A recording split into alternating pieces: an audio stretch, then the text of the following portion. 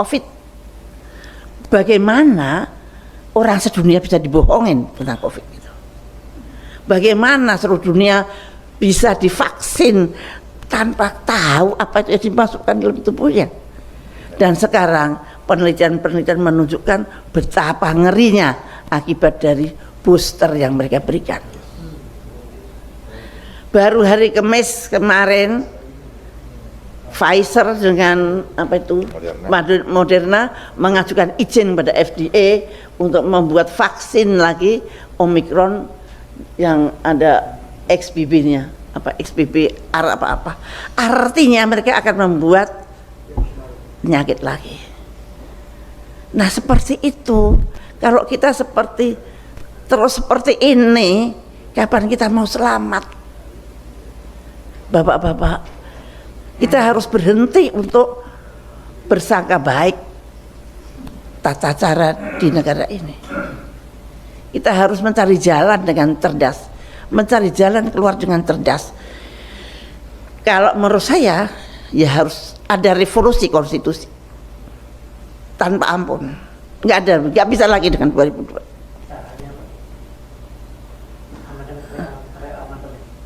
Amandemen itu tidak bisa, kita harus kembali ke UUD 45 18 Agustus. Itu yang perlu dipikirkan. Yang itu yang harus kita janganlah kita nanti BPJS kita betulkan, nggak akan bisa betul. Lahirnya sudah tidak betul. Dan itu proksi. BPJS itu bukan untuk kesehatan rakyat, tapi untuk mengumpulkan dana dari rakyat kecil yang akhirnya dibawa oleh pemodal. Bapak-bapak kan nggak tahu kalau uang BPJS yang masuk ke bank itu di bawah OJK. Dan dari bawah OJK orang-orang tertentu pinjam, apa dikembalikan apa tidak tahu. Nah, bayangkan saja, saya itu betul-betul untung saya berjuang bukan karena saya supaya dikenal atau apa, enggak, saya berjuang karena Allah. Karena saya menjadi Menteri Kesehatan juga karena Allah. Saya bukan orang partai, bukan orang apa-apa, tiba-tiba disuruh jadi menteri dalam 2 jam. Nah, saya menolak berkali-kali tapi dipaksa oleh Pak SBY yang selama ini tidak pernah saya kenal. Nah, saya menganggap itu dari Tuhan. Maka saya tidak pernah berani keluar dari koridor yang Tuhan atur. Nah, itu bayangkan saja, saya ini melawan WHO. Saya menyetop flu burung. Flu burung itu yang bikin flu burung sama yang bikin COVID sama. Bahkan flu burung itu lebih ganas. Dalam 1 hari, 2 hari meninggal. Dan kemudian saya tahu bahwa WHO bohong. Saya membuktikannya dengan riset sendiri. Profesor-profesor saya kumpulkan, buktikan bahwa ini. Mereka mengatakan human to human transmission, saya mengatakan tidak, ini buktinya virus saya tidak mempunyai reseptor human to human. Mereka mundur. Mereka mengatakan bahwa orang itu mati karena ketularan ayam yang mati. Saya membuktikan ayam yang mati dan orang yang mati tidak ada hubungannya. Virus yang ada di ayam tidak akan mengganggu orang. Mereka mundur. Maka kalau bapak-bapak lihat grafiknya flu burung itu begini tuh, tidak begini kayak COVID. Begitu hilang. Mereka saya kalahkan dengan politik transparansi. Begitu hebatnya keberhasilan itu di luar. Dan saya tahu bahwa ada sesuatu yang berbahaya di negeri saya, yaitu Namru saya tutup, Pak. Dan saya baru tahu kira-kira 5 bulan yang lalu bahwa saya satu-satunya orang di dunia yang berani nutup laboratorium biologi Amerika di negaranya. Mestinya pemerintah belajar ketika ada, tapi ternyata saya malah masuk penjara. Padahal saya tidak menyerang pemerintah loh. Saya menyerang penjajah. Tapi saya di penjara. Dengan tentu saja dengan caranya, dengan fitnah, dengan apa. Saya di penjara 4 tahun, Pak. Tapi ya nggak apa-apa. Saya berpikir barangkali tidak ada yang mau mengerjakan pekerjaan itu kalau saya tidak di penjara.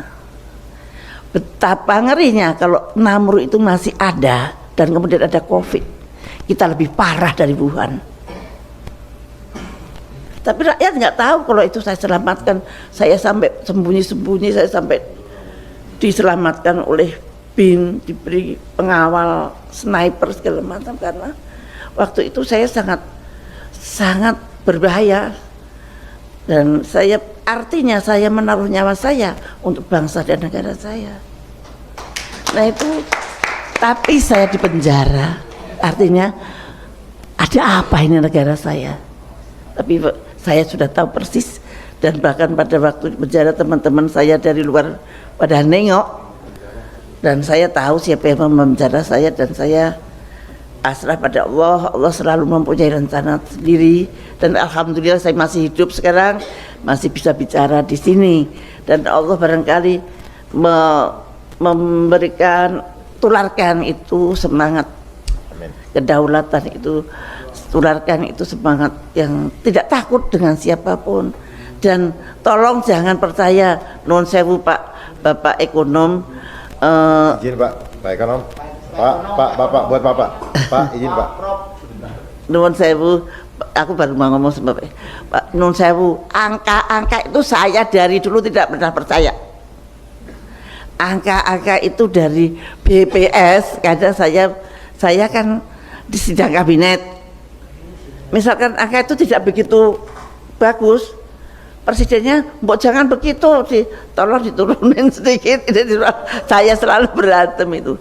Kemudian saya karena membuat Jamkesmas, saya maunya rakyat miskin semua tercover. Waktu itu yang saya cover baru 86 juta. Lah, saya dimarahin sama Menteri Keuangan. Bu Menkes itu senengannya lebih banyak orang miskin, padahal itu real. Ini saya dapat catatan itu dari ibu-ibu PKK yang tahu. Bu PKK itu ngangon 10 orang, mana yang miskin banget, mana yang tidak, dia apal banget. Nah itu betul-betul angka yang real. Tapi kalau menurut Menteri Kesehatan, Menteri Keuangan cuma 36 juta, saya 86 juta. Akhirnya Pak SBY dengan bijaknya, ya sudah, yang lainnya niar miskin. Near poor. Nah itu jalan. Tapi saya terima kasih bahwa dia tidak, ya kita nurut ke Departemen Keuangan dong, enggak. Nah angka itu seenaknya menurut kemauan mereka, tujuan mereka. Bappenas itu yang ngatur uang itu bukan kayak kita Pak, kulitnya orang-orang asing yang kita hanya template saja. Dan lucunya saya heran banget, saya dari kecil diajarin ibu saya, kalau kamu punya pendapat 10.000, tabunglah yang 2.000 atau 3.000, yang lain kamu pakai yang ditabung, ini untuk nanti kalau untuk apa-apa misalkan gitu.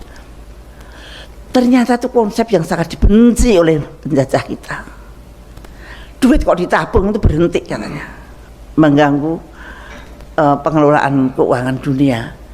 Nah, yang namanya APBN itu selalu sekarang 1.000, tahun depan harus 1.200, tahun depan lagi harus 1.400. Tidak peduli berapa pendapatan kita. Jadi kita harus utangnya harus nambah terus. Lucu toh, dalam belanja kok berdasarkan habisnya belanja, bukan hasilnya pendapatan. Mau pendapatannya 1 triliun, ya belanjanya 800 triliun gitu. Nggak boleh. Harus utang 2 triliun, harus utang. Itulah mengapa kita hutang. Dan hutang itu sudah ditancapkan dari tahun 70. Jadi nggak bisa marah-marah di hari sekarang. Nah itu bisanya berubah ya dengan revolusi. Karena tanpa revolusi kita tidak mengejar antara perubahan dan bukan perubahan. Sekarang banyak sekali perubahan, ada presiden yang ini perubahan, apa benar dia tahu apa yang harus dirubah? Dia nggak tahu. Siapa tahu? Karena yang tahu pasti tidak akan bisa berenang sampai di situ. Dan inilah, kalau kita tidak siap, ya kita harus siap, mau nggak mau. Kalau kita memang pengen berubah, rubahlah itu. Kembalilah ke Undang-Undang Dasar 45, 18 Agustus 1945 yang asli. Nggak ada jalan lain, tidak ada. Saya kira demikian. Wassalamualaikum warahmatullahi wabarakatuh.